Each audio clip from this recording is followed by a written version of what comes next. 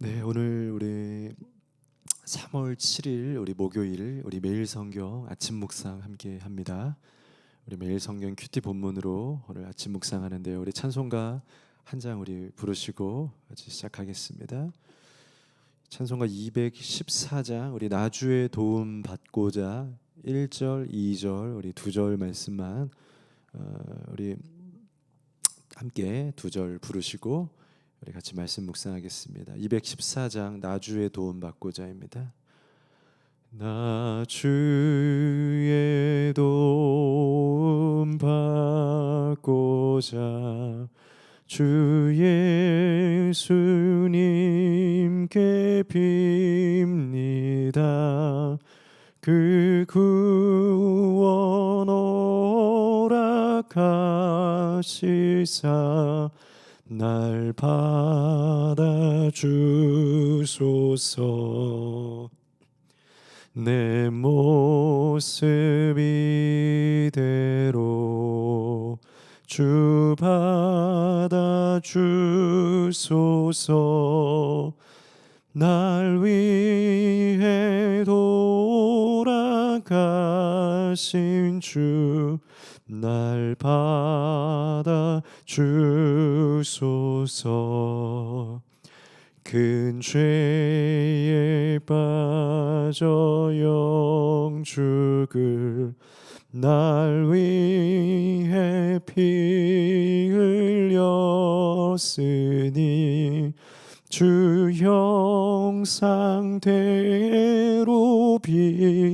비추사 날 받아주소서. 내 모습 이대로 주 받아주소서. 날 위해 돌아가신 주 날 받아주소서. 아멘. 네, 우리 마가복음 9장 38절에서 50절까지의 본문 말씀 함께 우리 큐티 묵상합니다. 마가복음 9장 38절에서 50절까지 우리 3월 7일 목요일 우리 매일 성경 우리 아침 묵상 함께합니다. 예수님은 어제 우리 본문을 통해서 우리 제자들에게 이제 십자가와 부활의 삶을 전하셨습니다. 제자들은 누가 크게 될 것인가에 관심을 가지고 있었고 예수님의 복음을 통하여서 우리가 높아질 것이라고 기대했지만 예수님은 늘 그것이 아니라 결국 이 복음은 우리를 낮게 할 것이다. 낮아지고 겸손하고 서로 수용하고 포용하고 사랑하는 자들이 오히려 높게 될 것이다. 그것이 하나님 나라의 삶이고 제자의 삶이다라고 증거하셨습니다. 오늘 본문 말씀은 그것에 대해서요 조금 더 구체적인 실제적인 예를 통하여서 제자들과 함께 대화하면서 진솔하게 하나님 나라의 제자들의 삶, 자녀들의 삶, 낮아진 삶, 작은 자의 삶이 무엇인가? 우리 높은 자가 아니라 믿음을 가지면 더 작아지는 거예요, 여러분. 믿음을 갖는데 커지기를 원하면 거기서부터 어떤 것들이 생기게 되냐면 믿음과 실제의 삶에서 어떤 지성과 영성에서 부딪힘과 충돌을 겪게 돼요. 아니 예수 믿는데 왜 더 잘 되지 않고 높아지지 않고 커지지 않아? 그것이 예수님의 뜻이 아니기 때문에 그래요. 예수님께서는 예수 믿는 것은 하나님의 나라를 걷는 것은 오히려 낮아지는 것이고 작아지는 것이다. 그래서 심지어 세례 요한은 나는 쇠하여져서 없어질 거다라고 표현을 하기까지 합니다. 그러면 세례 요한은 어떻게 된 겁니까? 복음이 없는 겁니까? 아니죠. 그것이 훨씬 더 진정한 복음의 삶이었죠. 예수님이 높아지고 나는 쇠하여지고 낮아지는 것. 진정한 작은 삶이 무엇입니까? 첫째는 오늘 38절에서 40절까지의 우리 요한과 예수님의 대화를 통해서 알 수 있습니다.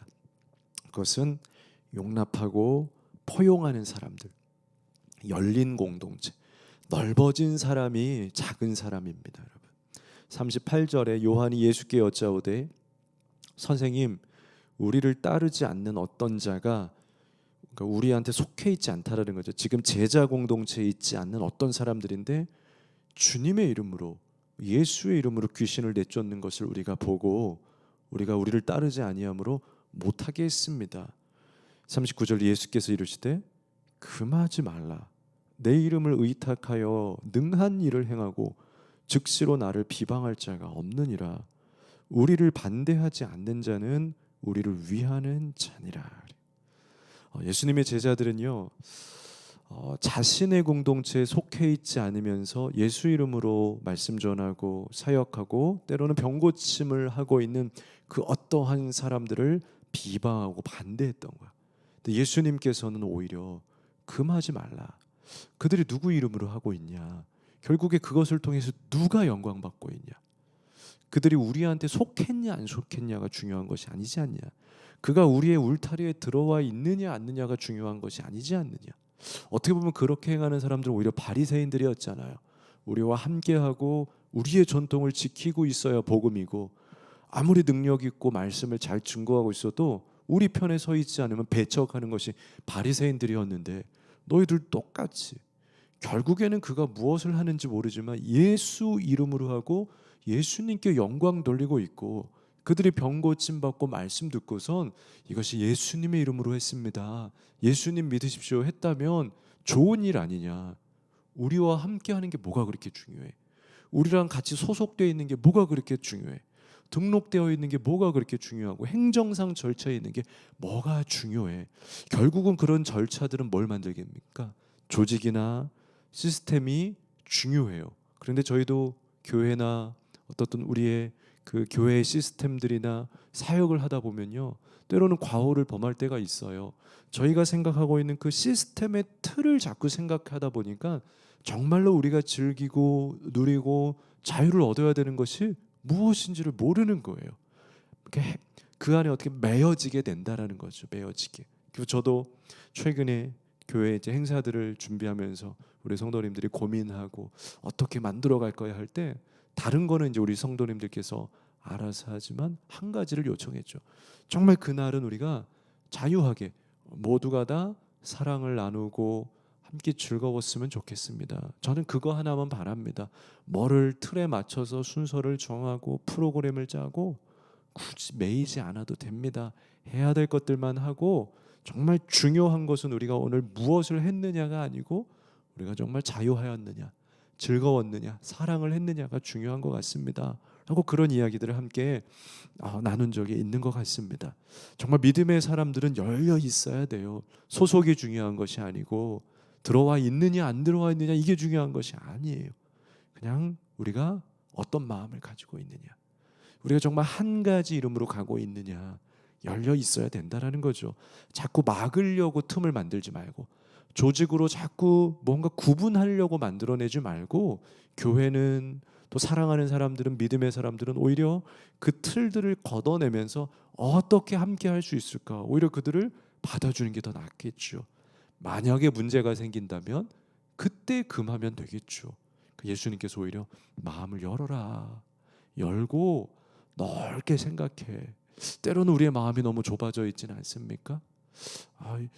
예수 안 믿는데 이렇게 예배 드려도 됩니까? 혹은 성찬 예식을 하는데, 저희는요, 제가 그냥 그 자리에서 믿음으로 고백할 때 성찬에 동참하시고 싶으신 분들, 물론 예수님 믿으시고 세례 받으셔야 하지만 오늘 이 시간이라도 예수님 만나고 싶으신 분들 나오십시오 해요. 가능할 수 있도록 하는 게 교회 아니겠습니까? 할 수 있도록 열어둔 것이 사랑 아니겠습니까, 여러분? 때로는 우리를 너무나 닫아두고 더 고민하고, 오히려 고민이 고민을 만들죠. 저 사람은 왜 할까? 저런 사람들하고 함께 하면 어떨까? 안 되지 않나? 복음적이고 살아있고 그것이 안전하고 건강하다면 함께 하는 게 좋겠죠, 여러분. 그게 낮은 삶이고 작은 삶은 열려 있어야 돼요. 용납해야 돼요. 포용해야 돼요. 바리새인들은 왜 죄인하고 식사합니까?